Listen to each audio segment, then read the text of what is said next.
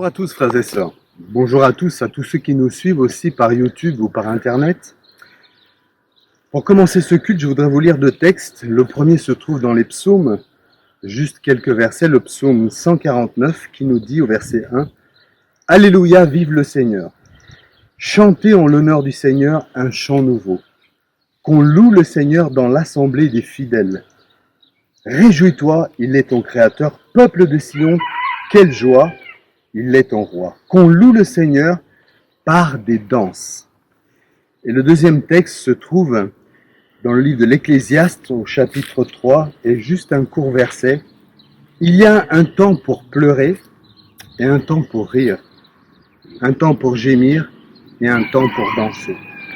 Bien souvent, nous disons être le peuple joyeux, le peuple le plus heureux sur terre.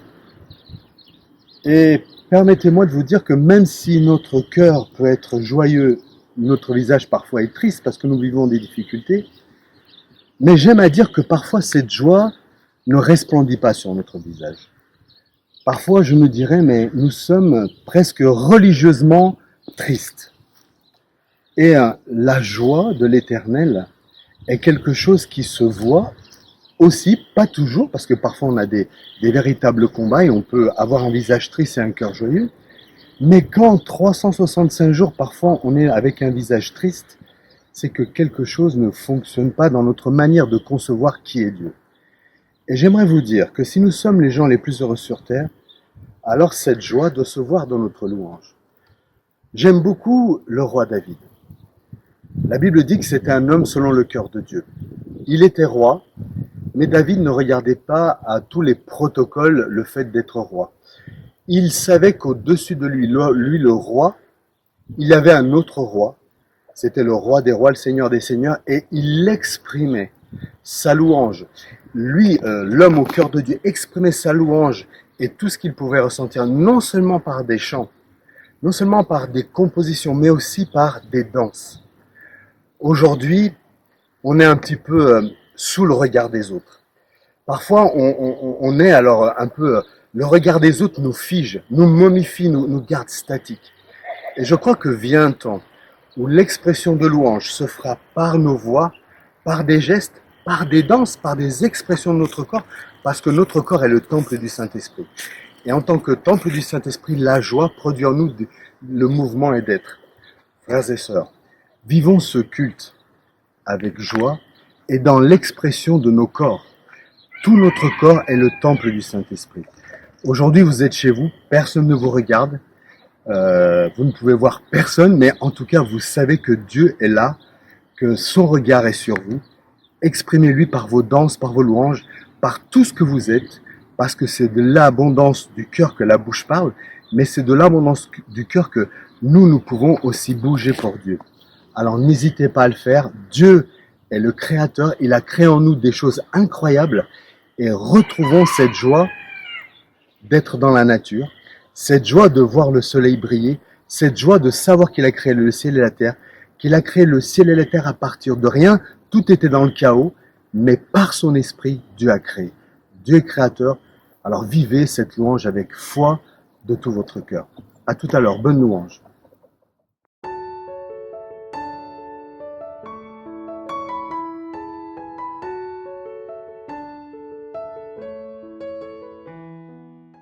Bonjour. Salut tout le monde. Donc on va passer un temps de louange et Dany va nous emmener dans un passage et après on va vraiment chanter à Dieu, louer Dieu, vraiment prendre un temps avec Dieu particulier. Donc Dany, verset. Dans Jean 4, verset 23, « Mais l'heure vient, et elle est déjà venue, où les vrais adorateurs adoreront le Père en esprit et en vérité, car ce sont là les adorateurs que le Père demande. » Yes. Donc, ce que Dieu veut, c'est notre cœur réellement, au-dessus de nos mots, au-dessus de tout ce qu'on va chanter. Dieu veut notre cœur. Donc ça ne sert à rien de chanter, de prononcer des mots et de ne pas vivre la chose. C'est vraiment important de vivre et de donner notre cœur à Dieu en fait. Donc c'est parti.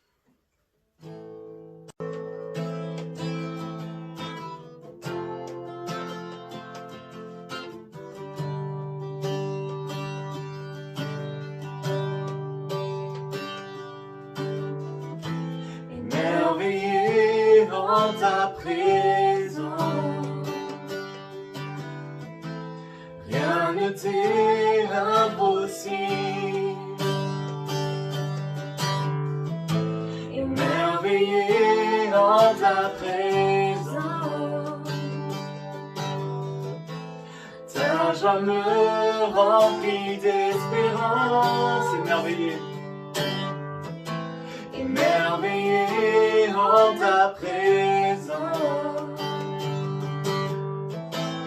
Rien ne t'est impossible. Émerveillé en ta présence, ta joie me remplit d'espérance. Il n'y a personne comme toi, Jésus. Personne n'est comme toi sur toute la terre. Il n'y a personne comme toi, Jésus. Personne n'est comme toi. Tu fais de grandes choses, tes œuvres sont glorieuses. Toi le Dieu fidèle, puissant est ton nom. Tu fais de grandes choses, tes œuvres sont glorieuses. Sois le Dieu fidèle, puissant est ton nom. Tu fais de grandes choses, tu fais de grandes choses. Tes œuvres sont glorieuses. Toi le Dieu fidèle, puissant est ton nom. Émerveillé en ta présence, rien ne t'est impossible. Émerveillé en ta présence, ta joie me remplit d'espérance. Il n'y a personne comme toi, Jésus. Personne n'est comme toi sur toute la terre. Il n'y a personne comme toi, Jésus. Personne n'est comme toi. Tu fais de grandes choses, tes œuvres sont glorieuses. Toi le Dieu fidèle, puissant est ton nom. Tu fais de grandes choses, tes œuvres sont glorieuses. Toi le Dieu fidèle, puissant est ton nom. Nous chantons Alléluia, Alléluia. Alléluia, Alléluia, Alléluia, Alléluia, puissant, puissant est ton nom.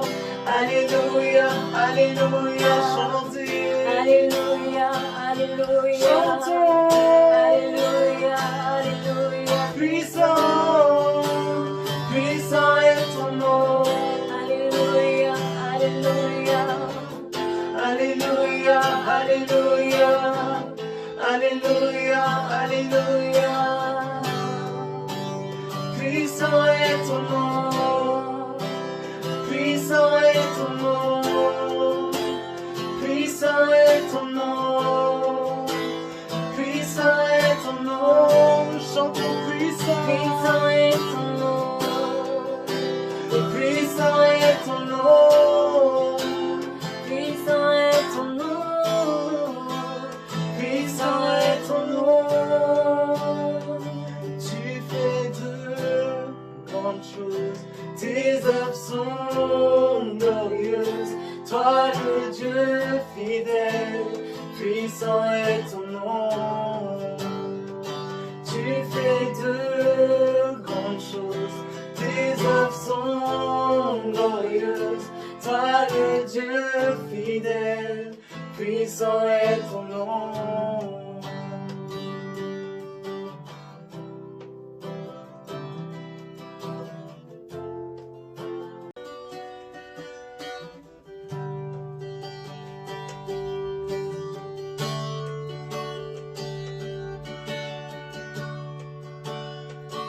Aucun argent ni or, aucun autre trésor ne pourrait m'éloigner de ton cœur. Ni l'amour pour moi-même ou que d'autres me donneraient.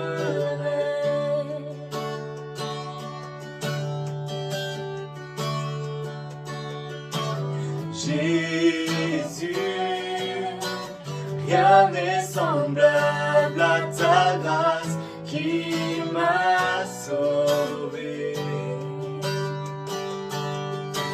Sauveur, je te recherche aujourd'hui et à jamais.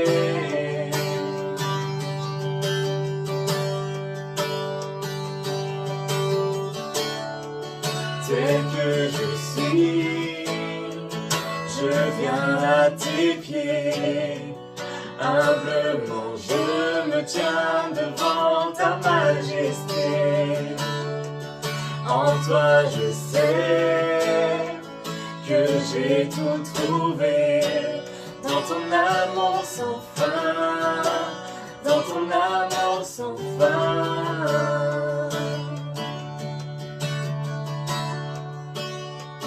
Délaissant mon orgueil, j'abandonne mes désirs, t'adorant en esprit, en vérité. Au-delà de mes rêves, de toute gloire, Seigneur, je te cherche.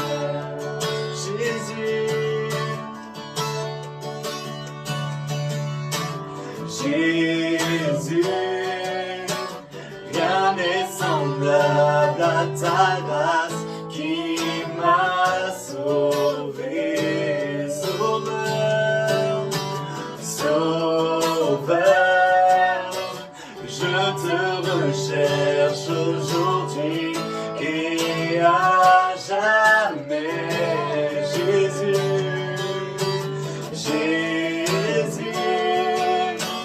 rien n'est semblable à ta grâce qui m'a sauvé. Sauveur, je te recherche aujourd'hui et à jamais.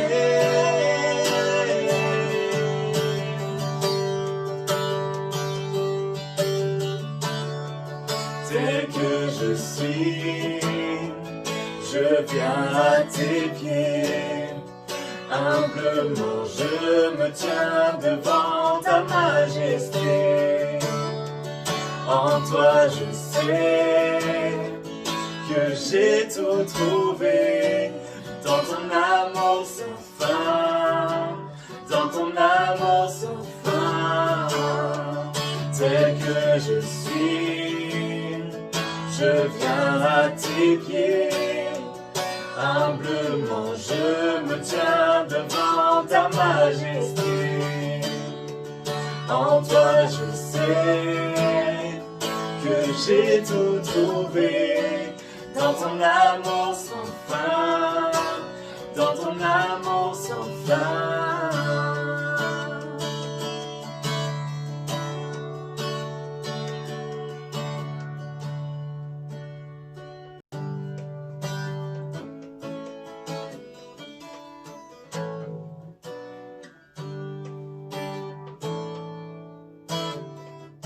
Nous tous qui reflétons le Seigneur de gloire, à visage découvert comme dans un miroir, nous sommes transformés à son image transfigurée, de gloire en gloire, par le Seigneur l'Esprit. Tu es merveilleux, notre Dieu, notre Père. Tu es glorieux sur ton trône de lumière, et tu resplendis dans ton palais de gloire. Sur ta beauté, nous fixons nos regards. Sur ta beauté, nous fixons nos regards. Nous tous qui reflétons le Seigneur de gloire, un visage découvert comme dans un miroir. Nous sommes transformés à son image transfigurée, de gloire en gloire par le Seigneur l'Esprit. Tu es merveilleux, notre Dieu, notre Père. Tu es glorieux sur ton trône de lumière, et tu resplendis dans ton palais de gloire. Sur ta beauté, nous fixons nos regards. Sur ta beauté, nous fixons nos regards. Tu es merveilleux, notre Dieu, notre Père. Tu es glorieux sur ton trône de lumière, et tu resplendis dans ton palais de gloire.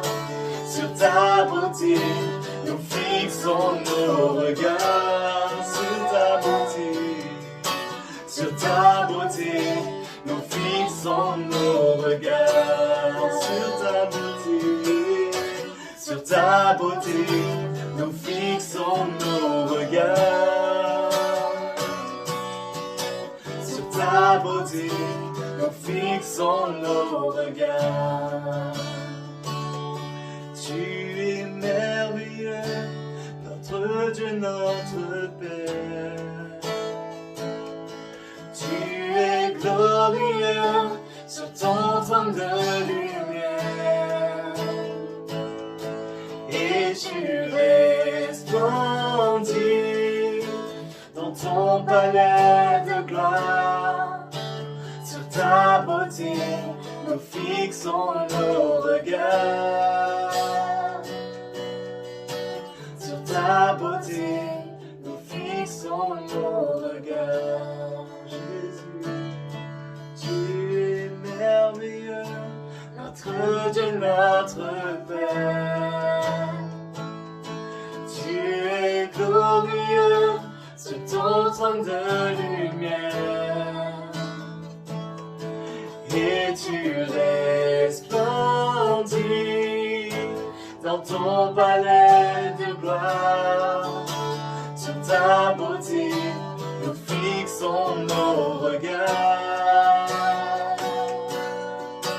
Sur ta beauté, nous fixons nos regards.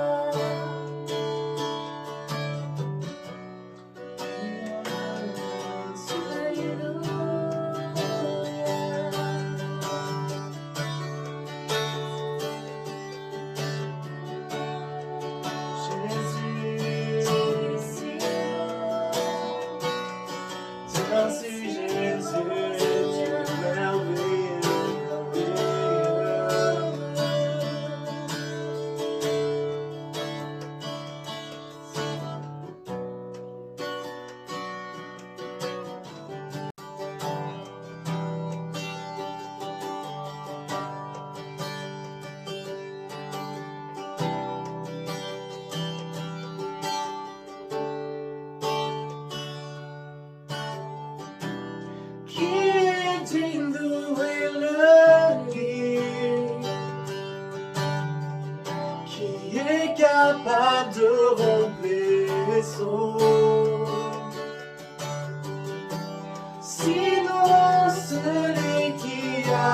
été immolé. À lui soit toute la gloire qui est digne d'ouvrir le livre, qui est capable de remplir les sceaux.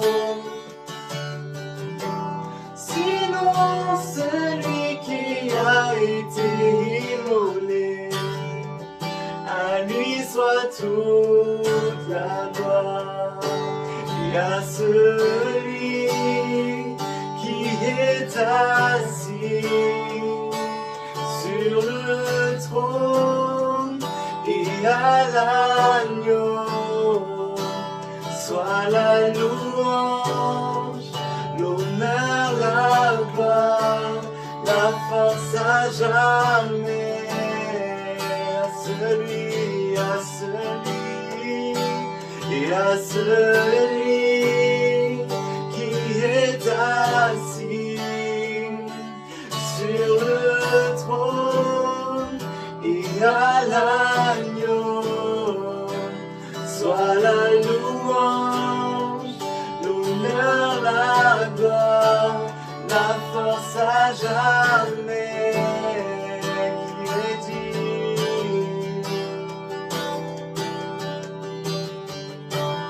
Qui est digne d'ouvrir le livre? C'est toi, Jésus, qui est capable de remplir les sceaux. Sinon celui qui a été immolé, à lui soit toute la gloire. Et à celui qui est assis sur le trône et à l'agneau, soit la louange, l'honneur, la gloire, la force à jamais. À celui et à celui qui est assis sur le trône et à l'agneau, soit la louange, l'honneur, la gloire, la force à jamais.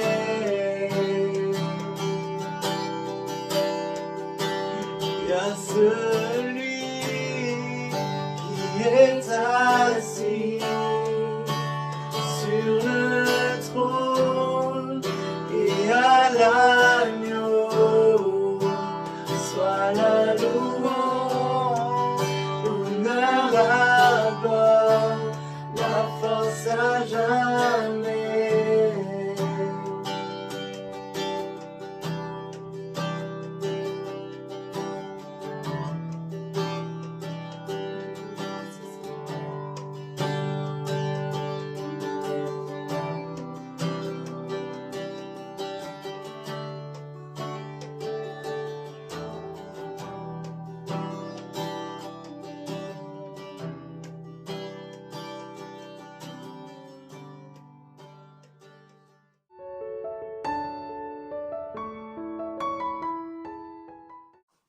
Bonjour, aujourd'hui je vais vous parler d'une expérience que j'ai vécue dernièrement.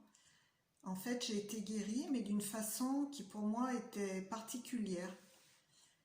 Le mois dernier, on a eu le privilège d'avoir Laurence avec nous à notre réunion des Diams. Et comme vous savez, le truc de Laurence, c'est la danse. Mais moi, pas du tout. J'ai 2 pieds gauches.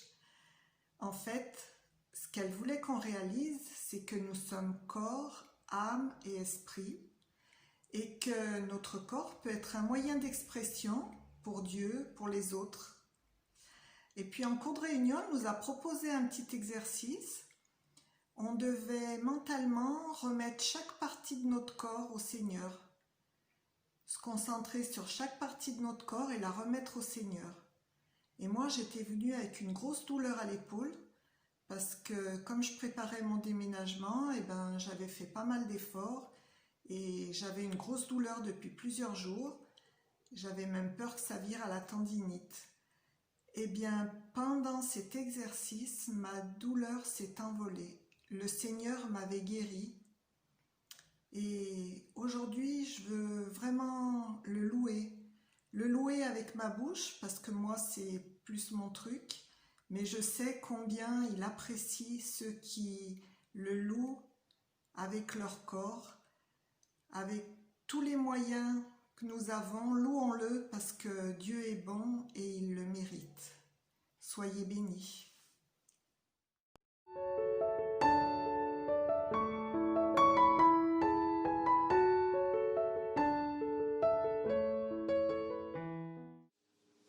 Bonjour à tous. Alors aujourd'hui, on va parler d'un thème qui me tient spécialement à cœur, c'est l'art dans le royaume de Dieu. Je crois vraiment que c'est une clé que Dieu nous donne pour transformer nos vies et celles de ceux qui nous entourent et pour répondre à des besoins dans la société.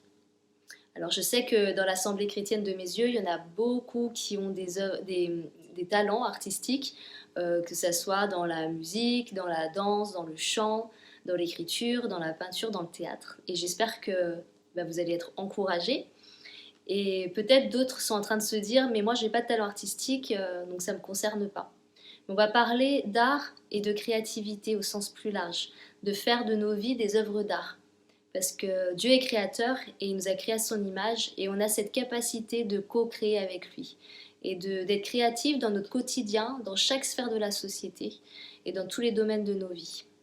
Et justement, je voudrais commencer par partager une histoire vraie qu'on m'a racontée et j'ai retrouvé cette histoire dans un article dans un magazine de mode. Et c'était un magazine qui parlait de plusieurs anecdotes sur le rouge à lèvres.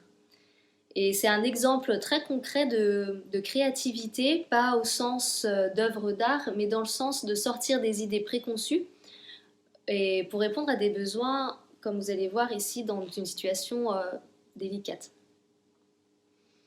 Donc je vous lis l'article. Enfin, une des plus jolies anecdotes sur le rouge à lèvres date de la libération des camps de concentration. Les femmes dans les camps se sont vues donner en priorité des rouges à lèvres. Le lieutenant Gonin le raconte dans son journal. Ce fut peu après l'arrivée de la Croix-Rouge anglaise, bien que cela n'ait peut-être aucun rapport, qu'une très grande quantité de rouge à lèvres arriva. Ce n'était pas du tout ce que nous autres voulions, nous nous époumonions pour des centaines de milliers d'autres choses et je ne sais pas qui réclama du rouge à lèvres. J'aimerais tellement savoir qui fit cela. Ce fut un coup de génie, de la pure et simple intelligence. Je crois que rien ne fit tant pour ces femmes détenues que le rouge à lèvres. Des femmes allongées sur des lits, sans drap ni chemise de nuit, mais avec les lèvres vermeilles. Vous pouviez les voir errer avec rien d'autre qu'une couverture sur leurs épaules, mais avec les lèvres vermeilles. Enfin, quelqu'un avait fait quelque chose pour qu'elles redeviennent des individus. Elles étaient quelqu'un, pas seulement le numéro tatoué sur leurs bras. Enfin, elles pouvaient s'intéresser à leur apparence. Ce rouge à lèvres a commencé à leur rendre leur humanité. La personne qui a fait ça, qui a commandé ces rouges à lèvres pour ces femmes, elle a fait preuve de créativité. Elle ne s'est pas arrêtée aux besoins primaires, même s'ils sont bien sûr tellement importants. Elle a utilisé un accessoire de mode, et on pourrait se dire mais c'est juste de la déco, c'est un accessoire, c'est superflu. Mais cette démarche-là, elle a redonné de la valeur aux femmes. Elle leur a redonné leur féminité et leur dignité. Et alors que ces femmes avaient été maltraitées et considérées justement comme rien du tout, comme des sous-humains, je pense que cette démarche leur a redonné l'espoir d'avoir à nouveau une vie et de pouvoir se reconstruire dans leur personnalité, dans leur identité de femme. Donc c'est un exemple de créativité. Et ce matin, on va parler justement d'art, de créativité. Et comme Isabelle aussi nous partageait son témoignage tout à l'heure, on va regarder aux fruits qu'engendre l'expression artistique. Alors si vous voulez bien, j'aimerais bien qu'on prie ensemble pour ce temps. Seigneur, je veux te remercier pour ce temps que nous pouvons vivre ensemble, même au travers de la technologie. Mais ouais, je prie que tu nous bénisses, que tu bénisses chacun, que tu bénisses l'assemblée de mes yeux. Nous voulons nous centrer sur toi et être à ton écoute et te rencontrer encore ce matin. Que tu sois au centre de nos vies, que tu viennes renouveler nos pensées et s'aligner à ta façon de voir le monde, à ta perspective. Amen. Alors vous êtes prêts? C'est parti. Alors on s'est tous retrouvés dans des situations où il fallait faire bonne impression. On sait que les premières minutes, souvent, elles sont essentielles pour faire la bonne impression. Que ça soit dans un entretien d'embauche ou que ça soit quand on est présenté à la future belle famille, par exemple. Donc moi, quand je suis arrivée justement chez les Munoz, et vous savez que c'est une grande famille, Lucas m'a présenté à tout le monde. Et pour une de ses sœurs, avant d'aller chez elle, il m'a dit, avec elle, ça passe ou ça casse. On va tout de suite savoir si elle t'aime bien ou pas. Et du coup, il m'a vraiment mis la pression en disant, il faut que je fasse une bonne impression pour cette visite. Et ça s'est bien passé parce que je suis encore là 14 ans après, heureusement. Donc la première impression, elle est importante. Et on va regarder à comment est-ce que Dieu se présente à nous. C'est quoi sa première impression qu'il nous fait. Et quand on regarde dans Genèse 1, verset 1, il est écrit « Au commencement, Dieu créa les cieux et la terre ». Dieu nous fait sa première impression en se présentant comme celui qui crée, comme un artiste. Et moi, ça m'a percuté. On a fait une étude biblique le mois dernier avec des amis sur Genèse. Et c'est vraiment, c'est ça qui m'a percuté. C'est me dire, tiens, mais Dieu, il se présente comme un artiste, comme celui qui crée. C'est sa première, comme une carte de visite, quoi. Et je trouve ça vraiment incroyable parce que je me dis, mais Dieu, il aurait pu se présenter de tellement de manières différentes, très basiques, en disant, voilà, je suis Elohim, le Tout-Puissant, ou je suis très saint. Il aurait pu commencer par plein de choses, faire des déclarations sur qui il est, ou établir vraiment des vérités sur lesquelles il veut qu'on se base pour la suite de la lecture de la Bible, partager ses pensées, ses réflexions. Mais non, ce premier verset, il est très simple. Il est déjà en action, Dieu, et c'est au commencement, Dieu créa les cieux et la terre. Ça en dit long sur lui, de toute façon, ça nous le présente aussi. Ça montre sa toute-puissance. Quand on le voit créer, il dit et ça arrive. Ça nous montre sa magnificence. Quand on regarde les versets qui suivent, comment il a créé le monde comme une œuvre d'art parfaite, avec plein de couleurs, plein de nuances, plein d'intensité, avec des formes, des goûts, avec des parfums, des textures variées. Il aurait pu être plus simple à faire un monde en noir et blanc et on mange de la manne tous les jours. Mais non, il a décidé que chaque coucher de soleil serait différent. Il a fait quelque chose de beau. Et ça nous montre aussi son amour. Parce que justement, ce jardin d'Éden qu'il a créé, il est pour nous.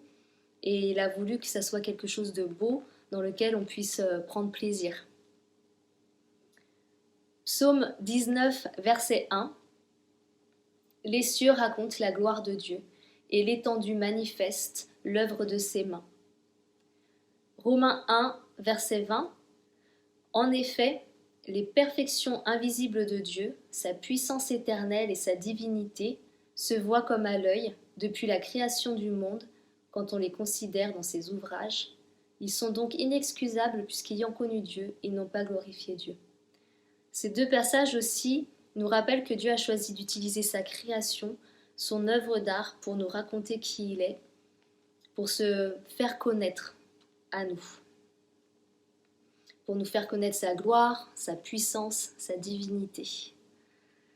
À notre tour, du coup, on peut créer des œuvres qui vont présenter Dieu, qui vont rendre visible le royaume de Dieu. L'expression artistique et la créativité au sens plus large sont des clés pour amener le monde à voir Dieu, à rencontrer leur créateur et à transformer des vies.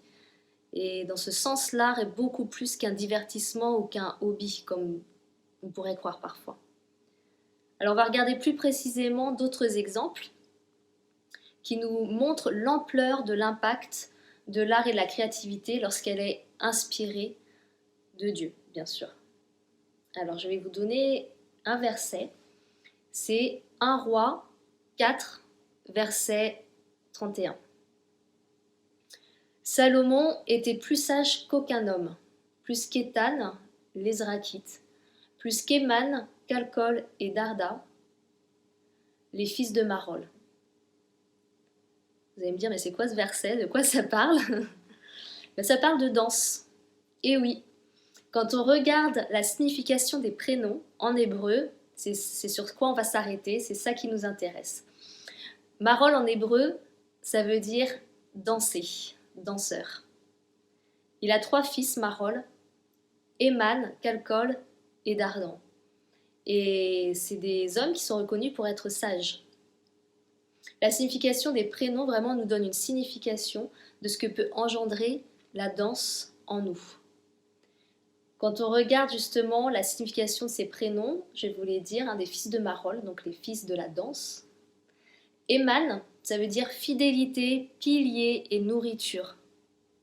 Calcol, ça veut dire guérison intérieure et physique. Et Dardan, ça veut dire perle et flot de la connaissance. Révélation. Je voudrais vous donner quelques exemples, parce que moi je crois vraiment, et je l'ai expérimenté, que la danse peut engendrer la guérison physique, la guérison intérieure, qu'elle peut amener la révélation, la connaissance de Dieu. Alors on va s'arrêter sur Calcol. Calcol, donc guérison intérieure et physique. Il y a plusieurs études justement qui ont été faites et qui démontrent que la danse, plus qu'une autre activité physique d'ailleurs, a des bénéfices sur le plan cardiovasculaire, neurologique et mental. Il y a même des docteurs qui utilisent la danse pour lutter contre la maladie d'Alzheimer parce que ça stimule le cerveau et spécialement la mémoire. Ça a un impact aussi sur le bien-être, ça rend joyeux et ça crée du lien social. Moi, on m'a invité à donner des cours de danse à des enfants qui étaient atteints de la trisomie 21 et de l'autisme. Et ils voulaient justement me demander de faire des cours de danse parce que la danse permettait à ces enfants d'être en contact les uns les autres et de pouvoir créer ce lien social. Et j'ai fait 6 mois avec eux, c'était des temps très très forts. Donc Dieu nous invite à danser souvent dans les psaumes, et je pense que c'est danser pour le louer, mais je crois qu'il sait aussi que ça a des bienfaits sur notre santé physique et mentale. Alors, pour vous donner quand même des exemples plus concrets, moi j'ai vécu vraiment des guérisons intérieures avec la danse. Quand j'étais petite, j'étais quelqu'un qui était très timide, et vraiment ça me gâchait la vie par rapport à mes relations avec mes amis, à l'école et tout ça. Quand il y avait des exposés à faire en classe devant tout le monde, j'en étais malade 2 semaines avant, j'avais une boule dans l'estomac. Dès que la tension elle était sur moi, je devenais rouge écarlate, je voulais vraiment disparaître. Et ouais, j'avais très très peur de parler en public, même devant 1 ou 2 personnes, j'étais très intimidée. Et j'allais de temps en temps à des camps chrétiens, et c'est des camps qui faisaient des comédies musicales. J'y allais avec mes sœurs, et puis il y a un jour où on avait un temps de louange, et il y avait les musiciens, les chanteurs, et puis ils avaient enlevé toutes les chaises pour qu'on puisse danser, et puis ils nous disaient, voilà, vous pouvez danser, dessiner, écrire, chanter, sentez-vous libre de louer Dieu comme vous le voulez. Et moi, depuis toute petite, j'ai toujours aimé danser, et du coup, j'avais vraiment envie d'expérimenter ça avec Dieu, de danser, mais j'avais tellement peur du regard des autres que j'étais assise par terre, et physiquement, j'arrivais pas à me soulever. C'est comme si j'avais une chape de plomb sur moi. Et vraiment, c'était physique. Je pouvais pas bouger. Et j'ai fait une prière et dans ma tête, j'ai dit, mais Dieu, j'ai vraiment envie de danser pour toi. J'aime danser et je voudrais danser pour toi. Mais je peux pas. Il faut qu'il y ait quelqu'un qui me prenne la main, qui me soulève et qui me dise, danse pour Jésus. Et à peine j'ai fini cette phrase dans ma tête, qu'il y a quelqu'un qui est arrivé, qui m'a pris la main, qui m'a soulevée, parce que vraiment j'étais écrasée par terre, qui m'a soulevée et qui m'a dit danse pour Jésus. Et j'étais sous le choc et j'ai fait 2-3 mouvements comme ça. Et ça n'a pas été très long, j'étais très tremblant, très maladroit. Puis je me suis rassise, mais je sais que c'était mon premier pas de victoire contre la timidité. Et j'ai eu plusieurs occasions comme ça où j'ai pu danser et ça m'a libérée de la timidité. Et aujourd'hui, je suis quelqu'un qui n'est pas timide.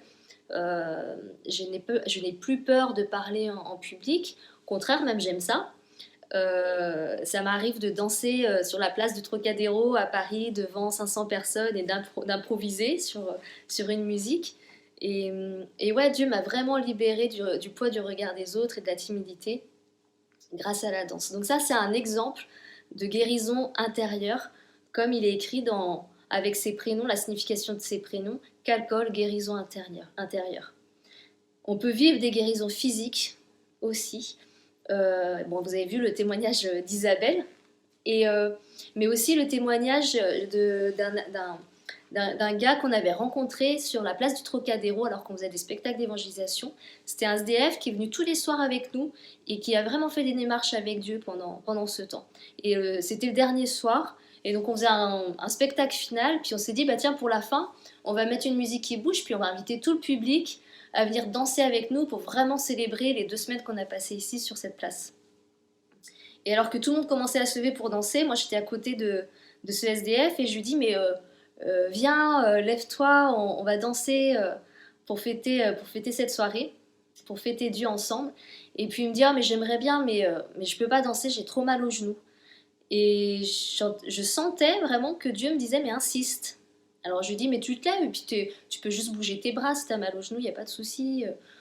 Et il me dit bon d'accord. Et il s'est levé et il a commencé juste à bouger comme ça très doucement. Puis petit à petit je l'ai vu commencer à sautiller, à sauter, à faire des bonds. Et il s'est retourné vers moi et il me dit mais j'ai plus mal aux genoux. Et alors qu'il a commencé à danser, à louer Dieu, bah, les douleurs aux genoux ont complètement disparu. C'est encore un exemple de guérison physique au travers de la danse. D'ardent, ça veut dire perle et flot de la connaissance de Dieu, révélation. Alors une fois on était à Bordeaux et je dansais dans le même cadre de spectacle de rue. Et puis je me souviens c'était une musique très douce, c'était une danse qui était voilà, très fluide, très expression corporelle, enfin voilà.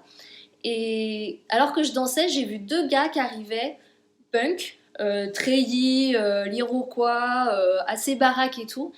Et je sais pas pourquoi, mais ma première pensée quand je les ai vus, je me suis dit, mais bah, eux, ils vont pas du tout être touchés par ce que je suis en train de faire comme expression artistique. Je pense qu'ils sont pas vraiment sensibles à voilà, une danse comme ça de louange, très calme, très zen.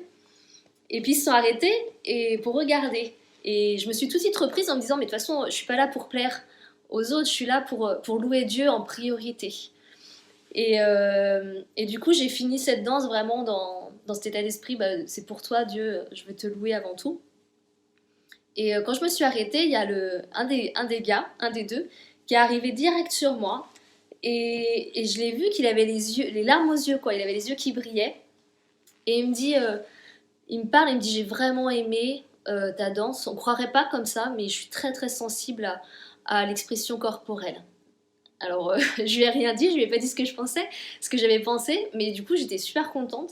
Et il me dit, tu sais, j'ai un père qui est musulman, j'ai une mère qui est catholique, et j'ai jamais voulu choisir entre leurs 2 religions parce que leur façon de vivre me donnait pas envie de choisir une de ces religions. Mais toi, quand tu as dansé, tu m'as donné envie d'être en relation avec ce Dieu dont tu parles. Et il me dit, mais vraiment, je l'ai vu dans tes gestes. Donc j'ai été vraiment encouragée de me dire, mais voilà, Dieu a utilisé les mouvements, la danse pour toucher cet homme. Et on a pu partager beaucoup, j'ai pu prier avec lui, lui offrir une Bible, vraiment partager l'évangile avec lui. Et il est reparti en me disant, mais merci, j'oublierai jamais ce jour, c'est le jour où j'ai rencontré Dieu. Et c'est un exemple très concret, justement, de révélation au travers de la danse. C'est en voyant cette danse, pas parce que c'est moi qui dansais, mais parce que je louais Dieu. C'est en voyant ça que cet homme, il a une révélation sur qui Dieu est et cette envie d'avoir cette relation avec Dieu. Alors, on n'a pas besoin de savoir danser pour être au bénéfice de ces bons fruits qu'est la danse. On peut juste bouger avec Dieu. C'est pas une question de faire une chorégraphie. On sait tous bouger nos bras et nos jambes, et on peut tous suivre un rythme. ou même si on n'a pas le rythme, le but c'est de bouger devant Dieu et avec Dieu en toute simplicité. Et je crois que là, il faut profiter en fait du confinement, qu'on est un peu tous chez soi. Du coup, on n'a pas le regard des autres. Donc je vous mets un peu ce défi-là d'expérimenter la danse avec Dieu. Pourquoi pas vous lever de votre canapé, mettre une musique et puis danser avec Dieu. Et de rester à l'écoute du Saint-Esprit. Et peut-être que vous allez expérimenter une guérison physique ou quelque chose voilà, d'intérieur. Ça peut être juste vraiment du bien-être. Ou peut-être que Dieu va vraiment vous parler aussi, vous donner une pensée, une révélation, une connaissance. Donc à vous de voir si vous voulez relever le défi. Alors je reviens à mes notes parce que là je suis partie dans mon petit défi. Je voulais faire une autre parenthèse justement parce que certains d'entre vous m'avaient déjà vu danser au culte et on m'a récemment dit ça serait bien de l'expliquer. Donc comme là je parle de l'art, je me suis dit c'est l'occasion pour expliquer un petit peu ma façon de voir et de vivre les choses. Et déjà comme je l'ai expliqué avec ce verset, je crois vraiment que la danse et l'expression artistique au sens plus large peuvent vraiment avoir un impact dans nos vies de transformation. Et donc quand je danse au culte, c'est pas pour faire de l'animation, c'est pas pour me montrer dans le sens où moi je suis quelqu'un d'assez réservé, donc voilà, je reste discrète en général. Et c'est pas non plus pour mon plaisir, même si j'aime danser, j'ai des occasions dans des spectacles ou chez moi pour danser pour mon plaisir. Mais je crois vraiment que c'est quelque chose que Dieu m'a donné, la danse, et que en tout cas j'aime m'exprimer au travers de la danse. Et je veux mettre ce don au service de l'Église. Et je remercie d'ailleurs Carlo, ses conseils de ministère, de me donner cette liberté de pouvoir m'exprimer au travers de la danse. Et comme on l'a vu avec la signification de Mahol et de ses 3 fils et ce que peut engendrer la danse, je le fais parce que je crois vraiment que quand je danse ou quand quelqu'un danse, quand c'est inspiré de Dieu, ça apporte guérison, nourriture et révélation. Et je le fais pas tout le temps, mais je le fais quand je sens le Saint-Esprit qui me parle et qui m'encourage à le faire. Et voilà, donc je referme la parenthèse, mais ouais, je pense que c'est chouette de pouvoir l'expliquer un petit peu. En tout cas, n'hésitez pas à venir me poser des questions la prochaine fois si vous voulez. Donc, comme on a vu avec plusieurs exemples dans Genèse, l'art et la créativité, au sens plus large, n'est pas superflu. C'est pas un divertissement, enfin, c'est pas que un divertissement. Ça fait partie intégrante de la vie et du royaume de Dieu. Peut-être je vais vous donner un exemple là qui me vient en tête. C'est un ami à moi qui est peintre. Il s'appelle Dave et il a l'habitude de prendre des cartons et de faire des portraits. Et des cartons parce que c'est facile à trouver partout et comme il voyage beaucoup, c'est son support. Et une fois il est allé en Chine et il a été visiter, donc il est missionnaire et il a été visiter un village de lépreux pour aller aider là-bas parce qu'il y a encore des villages de lépreux en Chine. C'est une maladie, voilà, en Chine c'est encore une maladie qui est actuelle. Même s'il y a des médicaments, et il y a beaucoup de discrimination, c'est pour ça que les lépreux sont en général mis dans des villages, et si les gens savent qu'ils ont eu la lèpre, et même s'ils ont été guéris, c'est difficile pour eux d'habiter ailleurs ou de trouver un emploi. Et donc Dave, il a pris du temps avec un des responsables du village, qui était lui-même lépreux, et il a fait son portrait. Et ils ont partagé ensemble, ils ont beaucoup parlé ensemble. Et il a dessiné son portrait, mais vraiment sur un énorme carton, très très très grand. Je ne connais plus les dimensions, mais c'était assez grand. Et il est allé dans la ville à côté pour faire une exposition de ses portraits. Et ce portrait-là, il avait fait tellement grand qu'il l'a affiché sur un grand mur de l'université de cette ville. Et c'était une université où les étudiants se formaient pour être docteurs. Et du coup, beaucoup de jeunes se sont rassemblés, puis il a expliqué la vie de cet homme et les défis qu'il y avait pour les lépreux d'être exclus dans un village et d'être sous le poids de la discrimination. Et ça a beaucoup touché les jeunes qui n'avaient pas perçu les choses comme ça. Et du coup, il a récolté des fonds, à la fois pour aider le village lépreux, Mais il y a beaucoup de jeunes qui sont venus vers lui, qui lui ont dit, mais nous on s'engage à aller régulièrement là-bas pour prendre soin d'eux et quand on sera docteur aussi, de venir les soigner. Donc c'est un exemple aussi comment l'art peut rouvrir des portes pour changer des mentalités et répondre à des besoins. Alors on va retourner un petit peu dans la Bible et on va parler de l'arche, le tabernacle et spécialement de l'arche. Déjà c'est intéressant quand on regarde le tabernacle, la conception du tabernacle, qui est le lieu de rencontre vraiment que Dieu a choisi pour rencontrer son peuple. Et spécialement comment les matériaux ont été utilisés. Pour le parvis, c'était du bronze et de l'argent. Pour le lieu saint, c'était de l'or. Et le lieu très saint, c'était de l'or et de l'or fin, de l'or pur. Ça nous aide vraiment à comprendre que plus on s'approche de Dieu, plus on fait face à sa pureté, à sa gloire. Et que nous aussi, nous devons nous approcher de lui sanctifié. Dieu a donné des instructions précises de la conception du tabernacle. C'est lui qui a choisi les matériaux, toutes les dimensions. Et on voit encore que, une fois encore, Dieu utilise l'art pour nous révéler plus qui il est. Et ici, spécialement, sa sainteté. Et l'arche, c'est un objet central du tabernacle. Il y a entre autres les tables de la loi qui sont dedans. Et pareil, l'arche, elle a été faite selon des instructions très précises de Dieu. C'est Betsaléel qui a été oint, un artisan qui a été oint spécialement pour ça. C'est dit que Dieu lui a donné sagesse et capacité pour cette œuvre spécifiquement, pour les ustensiles du tabernacle et pour l'arche. Donc l'arche, elle est faite en bois d'acacia. Et elle est recouverte d'or pur. Et il y a sur le dessus des statues sculptées de chérubins. Donc c'est vraiment une œuvre d'art. Et à un moment donné, dans l'histoire de cette arche, elle est volée par les Philistins.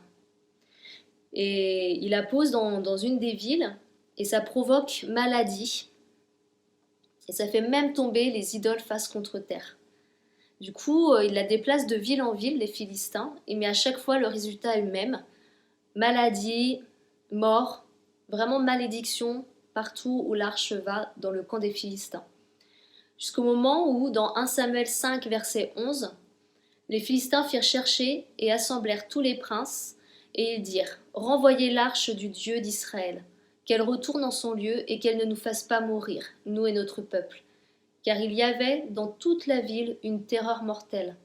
La main de Dieu s'y appesantissait fortement. Et plus loin, dans 2 Samuel 6, verset 11, alors que l'arche a été renvoyée dans le peuple d'Israël, l'arche de l'Éternel resta 3 mois dans la maison d'Obed-Édom. Et l'Éternel bénit Obed-Édom et toute sa maison. On va dire au roi David, l'Éternel a béni la maison d'Obed-Édom et tout ce qui est à lui à cause de l'arche de Dieu. Moi, je trouve super intéressant de voir que l'arche, qui est pareil, un objet, quelque chose de matériel, un coffre décoré, une œuvre d'art, une œuvre artistique, mais parce qu'elle a été créée avec l'inspiration de Dieu et qu'elle est remplie de la présence de Dieu, elle a un impact. Elle peut être à la fois source de malédiction ou source de bénédiction selon là où elle est placée ou comment elle est utilisée. Comme quoi, si on le transpose à nos vies aujourd'hui, quand on crée avec Dieu une œuvre d'art, et au sens plus large, quand on crée avec Dieu dans nos vies, pour faire de nos vies des œuvres d'art, quand on crée nos journées, nos projets, ce qu'on fait, ce que nous sommes, ça peut être comme cette arche, comme ce coffre, qui contient la présence de Dieu. C'est là où réside la présence de Dieu, si on se laisse inspirer par Dieu. C'est écrit que nous sommes le temple du Saint-Esprit.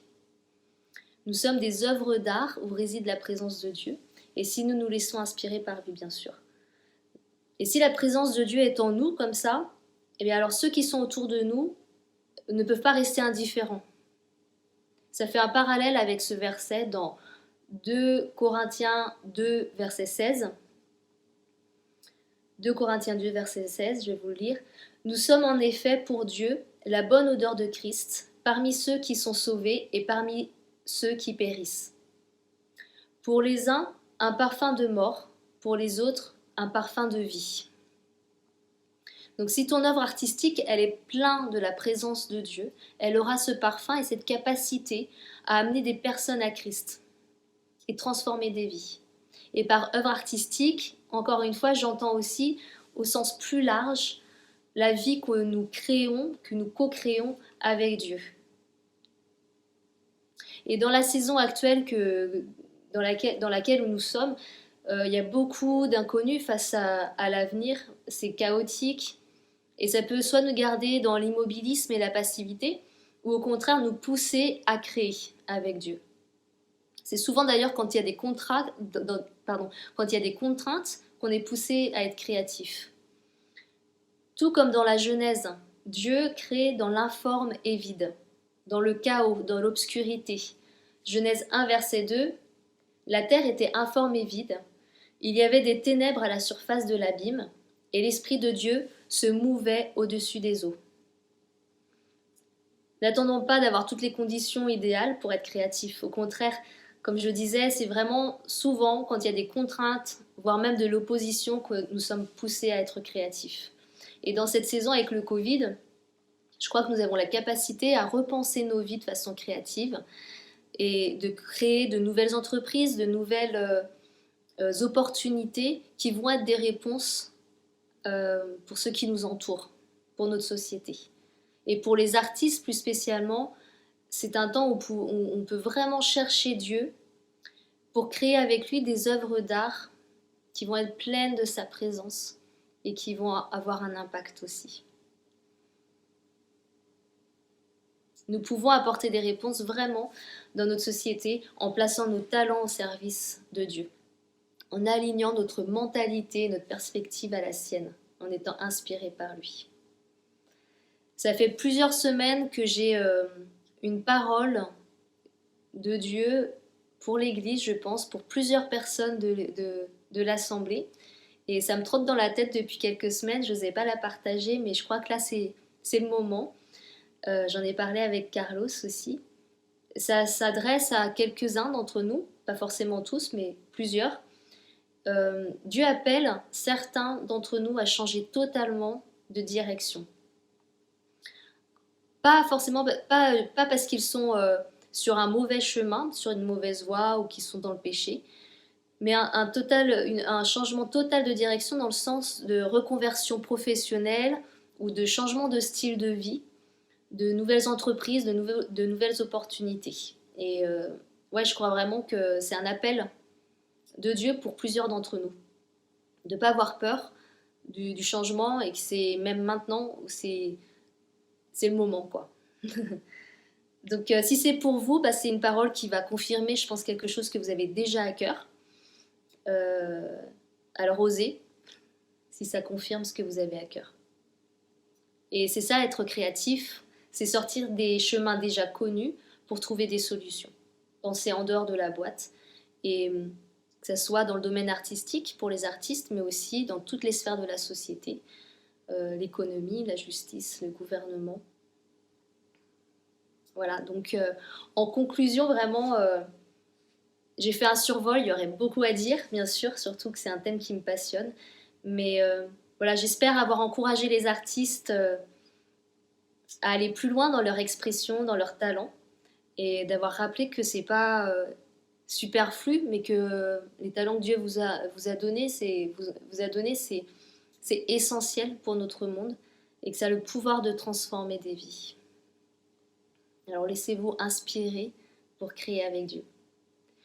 Et en tant que co-créateur, et j'inclus tout le monde, ce message c'était vraiment pour nous encourager aussi à être créatifs, pas à rester passifs, à repenser à comment on peut vivre chaque domaine de notre vie pour qu'elle soit une œuvre d'art qui glorifie Dieu, qui amène sa présence, qui amène guérison, qui amène restauration et qui soit un parfum pour Dieu et un parfum pour ceux qui sont autour de nous.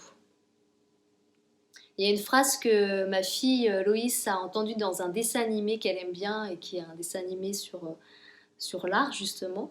Et du coup, elle me dit souvent cette phrase quand elle me voit agacée parce que j'ai un problème ou il y a un truc qui bloque. Elle me dit, mais maman, t'inquiète pas, on va trouver une solution, il suffit de faire appel à ta créativité. Et cette phrase, il suffit de faire appel à ta créativité, c'est vraiment la phrase qui revient tout le temps dans le dessin animé. Et en même temps, ça me parle beaucoup parce que, bah oui, c'est faire appel à ce que Dieu nous a donné, à qui il est et comment il nous a créés. C'est faire appel à vraiment notre essence, à qui nous sommes. Donc je pense que c'est une bonne phrase de conclusion. Faites appel à votre créativité, faites appel à ce que Dieu vous a donné, pour que vous soyez des œuvres d'art qui amènent la lumière autour de vous, pour montrer le royaume de Dieu, pour le rendre visible, et pour raconter vraiment qui est Dieu autour de vous. Voilà. Je vous remercie pour ce temps d'écoute et j'espère que ça vous a encouragé, que peut-être ça a lancé aussi des pistes de réflexion pour aller plus loin dans ce thème-là. Et à bientôt. Soyez bénis.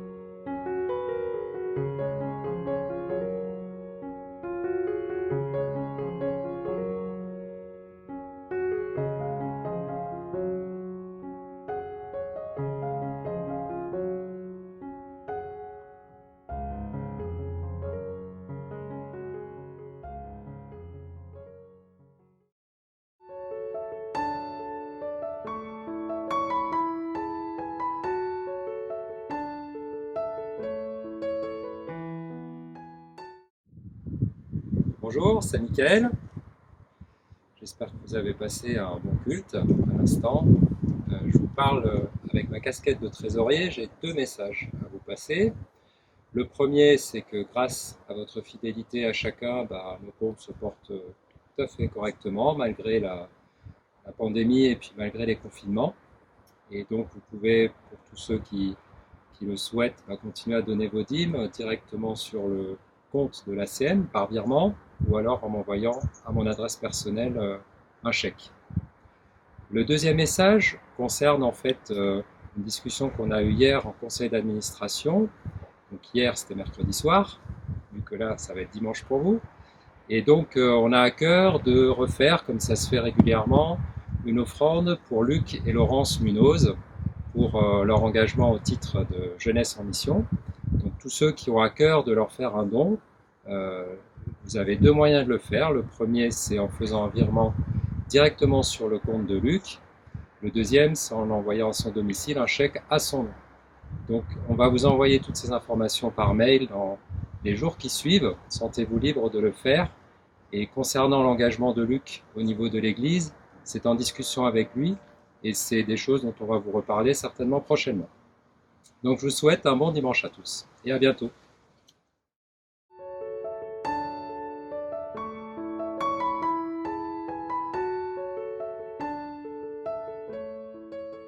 Juste pour terminer, j'aimerais terminer par un texte qui se trouve dans Acte 2, verset 46.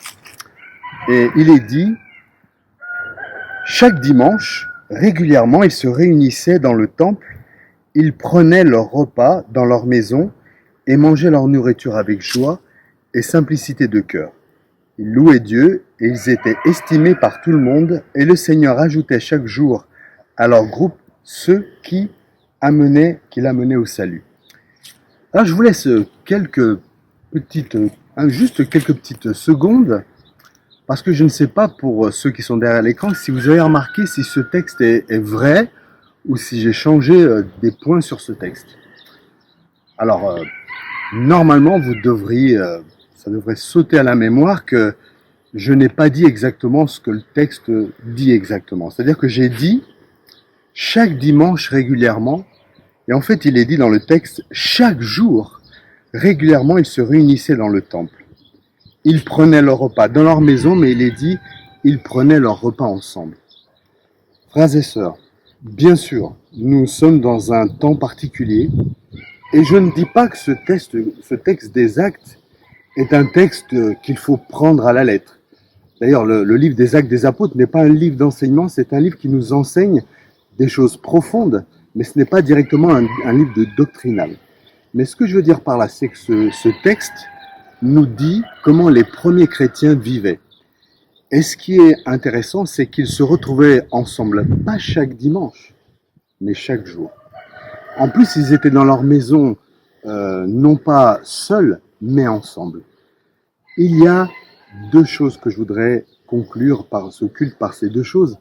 Premièrement, nous n'avons pas besoin qu'il soit le dimanche pour faire un culte, parce que le vrai culte, c'est aussi de se retrouver par téléphone, par le moyen que vous aurez choisi pour être ensemble, pour vivre des choses ensemble. Ils étaient réunis ensemble, non pas chaque dimanche, mais chaque jour.